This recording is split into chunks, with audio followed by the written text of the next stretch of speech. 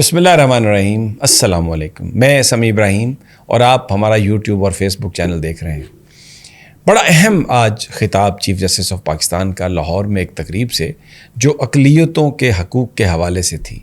ساری جو اس وقت صورتحال ہے پاکستان میں، جس میں عدلیہ کو چیلنج کیا جا رہا ہے، جس میں سیاستدان اپنے اختیارات سے تجاوز کر رہے ہیں، اور پھر آنے والے دنوں میں کیا ہو سکتا ہے، جو سپریم کورٹ آف پاکستان کے فیصلے ہیں، خاص طور پر وہ 3 ممبر بینچ کا فیصلہ جس کے مطابق 14 مئی کو انتخاب ہونے ہیں، اس کے جو فیصلے ہیں اس پر عمل درآمد کی کیا صورتحال ہے، یہ سارے موضوعات چیف جسٹس آف پاکستان کے سامنے تھے، ان کے ذہن میں تھے، اور انہوں نے انتہائی پراعتماد طریقے سے مسکراتے ہوئے، اپنے جذبات کو قابو میں رکھتے ہوئے، ماضی کا ریفرنس دیتے ہوئے اپنا مائنڈ سیٹ دیا ہے، قوم کو بتایا ہے کہ وہ اس ساری صورتحال میں کیا سوچ رہے ہیں۔ اب جب ہم ان کی گفتگو کو سنتے ہیں اور جو ان کی باڈی لینگویج تھی، تو ہم یہ ابھی بتا سکتے ہیں، یہ انالیسس کر سکتے ہیں کہ کیا ہونے والا ہے۔ فیصلوں پر عمل درآمد کے حوالے سے سپریم کورٹ آف پاکستان کے کیا عزائم ہیں، کیا ان کے ذہنوں میں ہے۔ تو جناب، میں کچھ چیزیں جو ہیں چیف جسٹس صاحب نے جو کہی، میں وہ آپ کو پڑھ کے سناؤں گا، جس سے آپ کو خود اندازہ ہو جائے گا کہ چیف جسٹس صاحب کیا میسیج دے رہے ہیں۔ ایک تو انہوں نے جو یہ کہا جا رہا ہے کہ جی یہ فیصلے جو ہے نا، ایک بینچ عمران خان کو فیور کر رہا ہے، چند ججز عمران خان کو فیور کر رہے ہیں، ایک سیاسی نظام کو ختم کرنے کی بات کر رہے ہیں، اس طرح کی جو الزامات ہیں اس پر انہوں نے یہ کہا ہے کہ جج آئین کے پاسدار اور قانون کی حکمرانی ان کی ذمہ داری ہے۔ عدلیہ کے فیصلے آئینی میرٹ پر پورا اترتے ہیں۔ مکمل طور پر وہ جو تنقید پی ڈی ایم کی ہے، مسلم لیگ نون کی ہے، جس کی بھی ہے، اس کو انہوں نے مسترد کیا ہے، اور یہ کہا ہے کہ جو فیصلے ہیں وہ میرٹ پر اور آئینی طور پر کیے گئے ہیں اور عدالتیں وہ کرتی ہیں۔ اگر آئین کہتا ہے کہ 90 دنوں میں انتخابات ہونا ہے تو پھر اس پر عمل ہوگا۔ اس کا مطلب یہ ہے کہ جو 14 مئی کا فیصلہ ہے، جو 90 دنوں میں انتخابات کے حوالے سے جو فیصلہ تھا، وہ ایک آئینی اور قانونی فیصلہ تھا، اور انہوں نے کہا کہ اس پر عمل درآمد ہونا ہے۔ مائنڈ سیٹ دے دیا آج۔ یہ نہیں ہو سکتا کہ پبلکلی وہ آ کے یہ کہیں کہ فیصلے پر عمل ہونا ہے، اور لیکن جب عدالت میں بیٹھ کر فیصلہ دیں تو پھر فیصلہ کچھ اور ہو۔ یہ تو بہت ناممکن سی بات ہے۔ پھر انہوں نے یہ کہا ہے کہ اگر فیصلے کو چیلنج کیا جائے تو فیصلہ فائنل نہیں ہوتا۔ اگر حتمی فیصلہ آ جائے تو اس پر عمل درآمد ہونا ہے، اور ایسے فیصلے پر عمل درآمد آئینی تقاضا ہے۔ اس کے ساتھ انہوں نے کہا میں کسی سیاسی تنازع کی بات نہیں کر رہا۔ اب بات بڑی واضح ہے، جو فیصلہ 14 مئی کے انتخابات کا تھا، اس کو جو چیلنج کرنے کی، اس پر ریویو کرنے کی، اس پر اپیل کرنے کا جو ٹائم ہے وہ حکومت نے گزار دیا، اور اس وقت انہوں نے مسئلہ بنایا کہ جی یہ تو 3-2 کا فیصلہ ہی نہیں ہے، یہ تو 4-3 کا فیصلہ ہے۔ ایک عجیب سی بحث میں پڑے، جس پر جج صاحب نے کہا فاروق نائک کو اور اٹارنی جنرل کو، جو پچھلی ہیئرنگ تھی، کہ آپ نے سیاست کی ہے، آپ ہم سے انصاف مانگنے نہیں آئے۔ جب آپ اپنی مرضی کے جج مانگتے ہیں تو آپ انصاف کے طلبگار نہیں ہوتے، آپ سپریم کورٹ سے فیورز مانگ رہے ہوتے ہیں۔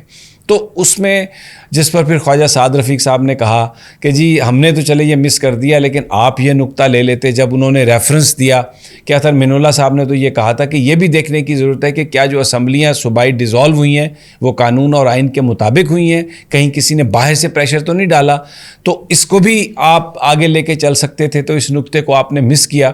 تو کہا خواجہ سعد رفیق نے کہ عدالت از خود نوٹس اس کا لے لیتی، اس کو شامل کر لیتی۔ تو جج صاحب نے کہا آپ یہ کہہ رہے ہیں کہ ہمیں سو موٹو لینا چاہیے۔ تو پھر خواجہ سعد رفیق صاحب ذرا تھوڑا جھیپ گئے، اس لیے کہ حکومت تو تنقید کر رہی ہے سپریم کورٹ پر کہ آپ سو موٹو لے رہے ہیں۔ تو جج صاحب نے ہنستے ہنستے کہا کہ اب آپ یہاں پر خود کہہ رہے ہیں، آپ کی پوزیشن جو آپ کے دوسرے قائدین ہیں ان سے بہت مختلف ہے۔ بہرحال تو اب یہ جو فیصلہ ہے، کیونکہ یہ چیلنج نہیں ہوا تھا، اس کی میعاد گزر چکی ہے، الیکشن کمیشن نے ضرور اس کو ایک ریویو اس کی فائل کیا ہے، لیکن وہ ان اے ڈفرینٹ سائڈ ہے، تو یہ فیصلہ تو حتمی ہے۔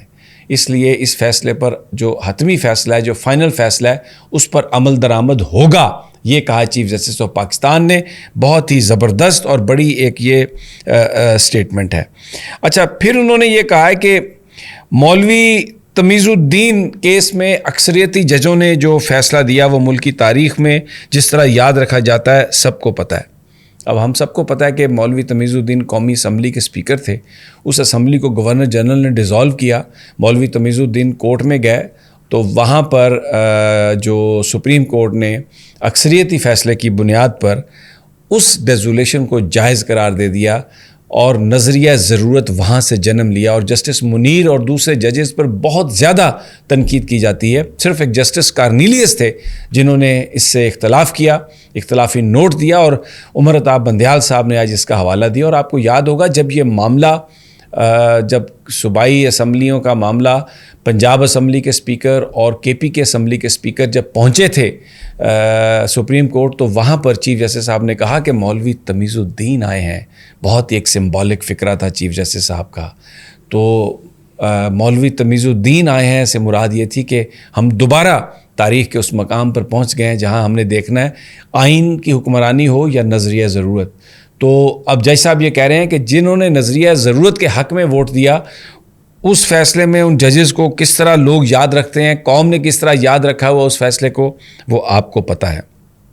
جج صاحب کہتے ہیں کہ جسٹس کارنیلیس اس بینچ میں اکیلے تھے جنہوں نے اختلاف کیا فیصلے پر۔ پھر انہوں نے یہ کہا، یہ ایک جو فکرہ انہوں نے بولا یہ آج کے تنازع میں بہت ہے۔ انہوں نے کہا کہ فیصلے پر اگر آج عمل نہیں ہوا لیکن مستقبل میں ضرور عمل ہوگا۔